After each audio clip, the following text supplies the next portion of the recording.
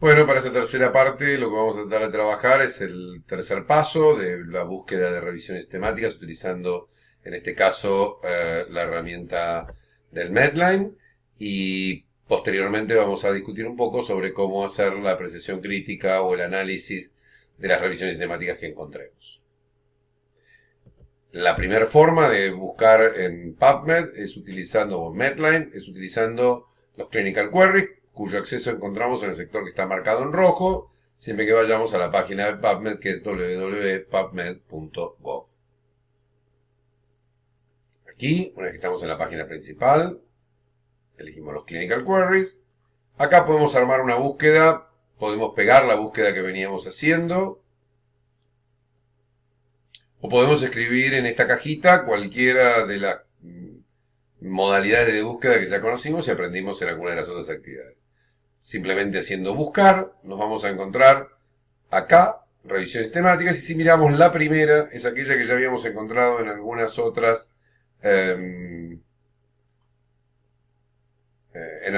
las búsquedas que veníamos haciendo. Con lo cual, vemos que por distintas vías llegamos a lugares similares. Un segundo mecanismo es el uso de filtros. Para utilizar filtros en PubMed, lo que necesitamos hacer es tener una búsqueda ya hecha. ¿Cómo hacemos la búsqueda? Bajo cualquiera de los mecanismos que conocemos. Ya sea a través de la búsqueda avanzada, ya sea haciendo búsquedas por mesh, o directamente como vamos a hacer en este caso, armando una búsqueda y pegándola en la cajita central de búsqueda. Una vez que tenemos una búsqueda, lo que necesitamos hacer es elegir el tipo de artículo que estamos buscando. ¿Cuál es el nuestro? Las revisiones temáticas. Tengamos cuidado de no dejarnos engañar porque aquí cuando miramos dice Clinical Trial y Reviews. Eso no es lo que nosotros estamos buscando. Nosotros buscamos revisiones temáticas. Para eso tenemos que hacer aparecer o hacer visible el filtro de revisiones temáticas. Para eso vamos aquí, donde dice Customize, buscamos por orden alfabético revisiones sistemáticas. Le damos mostrar y ahora van a aparecer. Fíjense que acá apareció el filtro. Lo cliqueo y al hacer esto me indica, fíjense que acá dice filtro activado. Nos dice que nuestra búsqueda original tenía 113 ítems y ahora tenemos 7. Y el primero, nuevamente, es aquel que veníamos encontrando en las diferentes búsquedas, con lo cual parecería que es aquel que vamos a tomar para hacer el análisis posteriormente. Otra fuente donde podemos encontrar revisiones sistemáticas, fundamentalmente cuando estamos apuntando al sistema de salud, son estas páginas que vemos allí y cuyas direcciones electrónicas ustedes podrán tomar. Health System Evidence es una desarrollada por la Universidad de McMaster que apunta fundamentalmente a todo lo que tiene que ver con intervenciones a nivel del sistema de salud, de la gobernanza, del financiamiento, apuntando a los usuarios. RX for Change, mientras tanto, también es una base de datos canadiense, pero está más apuntada a la mejora de la prescripción de medicamentos. El del Epicenter también está orientado a políticas de salud. Y finalmente la Campbell Library vendría a ser la hermana social de la Cochrane Library, ya que es una biblioteca similar a la biblioteca Cochrane, pero orientada a revisiones sistemáticas en el campo de las ciencias sociales, fundamentalmente la educación y los servicios de justicia. Bueno, vamos llegando a la última etapa de esta presentación que tiene que ver con entender las revisiones sistemáticas y vamos ahí a ver cómo analizamos una revisión sistemática que encontramos, cuáles son los aspectos claves y cómo hacemos un análisis de su calidad.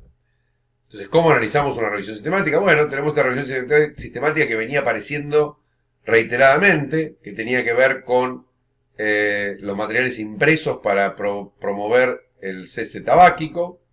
Y lo primero que tenemos que hacerle a una revisión sistemática de estas características es si apunta a una pregunta válida. Recuerden que la apreciación crítica que hemos visto en los módulos anteriores apuntaba a 3 preguntas claves cuando hacíamos apreciación crítica. Validez, magnitud o interpretación de los resultados y validez externa o aplicabilidad de los resultados a mis pacientes. ¿Cómo en una revisión sistemática contestamos la pregunta de su validez? La primera es si apunta una pregunta válida. Es decir, si la revisión sistemática se apuntó a una pregunta concreta. Los objetivos de una revisión sistemática deberían ser casi como una pregunta pico. Tendría que estar la población, las intervenciones y los resultados que se van a aceptar. Por otra parte, si los autores miraron una variedad adecuada de trabajos, si los estudios que se eligieron corresponden con el tipo de pregunta que se hicieron. La segunda pregunta tiene que ver con la validez de los resultados, y esto tiene que ver fundamentalmente con la calidad y la forma que fue hecha la búsqueda. Por eso es muy importante qué base de datos se exploraron, qué tipo de artículos se buscaron artículos publicados, no publicados, si se miró otro idioma que no fuera el inglés, si se controló la calidad de los estudios y si se combinaron cuando era razonable. Pero fundamentalmente los dos primeros, y sobre todo el de la búsqueda, es muy importante porque nosotros sabemos que la publicación de estudios tiene sus trucos y uno debe conocerla. Nosotros tenemos que saber que cuando un estudio da resultados más positivos, es más probable que se publique en revistas de mayor impacto, que los estudios con mayor número de pacientes son más visibles que los con menos número de pacientes. Y para eso, en las revisiones sistemáticas se incluye un gráfico, que es muy importante, que tiene que ver con evaluar lo que se denomina sesgo de publicación. ¿Qué es esto que decíamos? Hacer un cruce entre el tamaño de los estudios que encontramos y el efecto del tratamiento, poniendo de este lado los más positivos y de este lado los más negativos. Una buena revisión sistemática debería localizar la mayor parte de los trabajos y para ello debería haber estudios de muchos pacientes, estudios más bien positivos y estudios más bien negativos. Tiene que tener una distribución simétrica como un embudo invertido.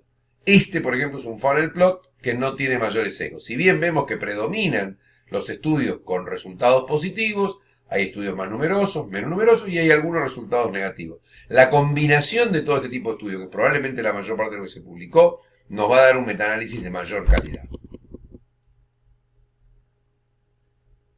Lo que sigue es mirar los resultados. ¿Cuáles son los resultados del estudio? Ver si están claras las claves de revisión, si uno tiene un análisis estadístico adecuado, si los resultados están expresados en los términos que conocemos, como el riesgo relativo, el odds ratio, el número necesario de tratar, y si se expresan sus intervalos de confianza mostrando una precisión de los resultados. Cuanto más chico el intervalo de confianza, más precisos son nuestros resultados. Vamos a mirar un poco más de esta cuestión de los resultados. Si nosotros encontráramos este estudio clínico, este ensayo clínico, que muestra claramente favorable a la intervención, con un intervalo de confianza que son los dos bracitos pequeños, tenemos que aplicar los resultados. No haría falta una revisión sistemática ni un metaanálisis. Solo tendríamos que ver si la aplicabilidad de este ensayo clínico es a mis pacientes. La realidad de la investigación clínica no es esta. Lo más común es encontrar esto, un número de artículos diferentes con diferente grado de resultados. En este caso, ¿qué es lo que nos llama la atención? ¿Cuál es el efecto real que hallaron estos estudios? La realidad es que la mayoría de los estudios pareciera mostrar un efecto positivo si nos quedamos en sus valores centrales o los valores hallados. Algunos dan valores neutros o negativos, pero lo que es característico es que la falta de precisión hace que los intervalos de confianza sean grandes y la mayoría atraviese el no efecto.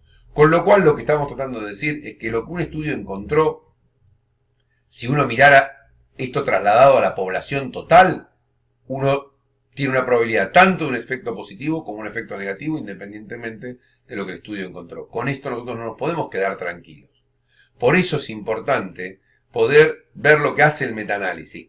Cuando lo que hace el metaanálisis es tratar de poner juntos todos los estudios. Aquellos que muestran que el control es mejor que el tratamiento, los que muestran que el tratamiento es mejor y los que muestran que el control es mejor, pero atraviesa la línea de no efecto. Y uno alcanza con una combinación de resultados algo como lo que se ve allí en el gráfico de abajo. Es decir, ver que el efecto final pareciera tener una tendencia positiva, moderada, discreta, con un intervalo de confianza del acumulado de los estudios que apunta hacia un favorable al tratamiento.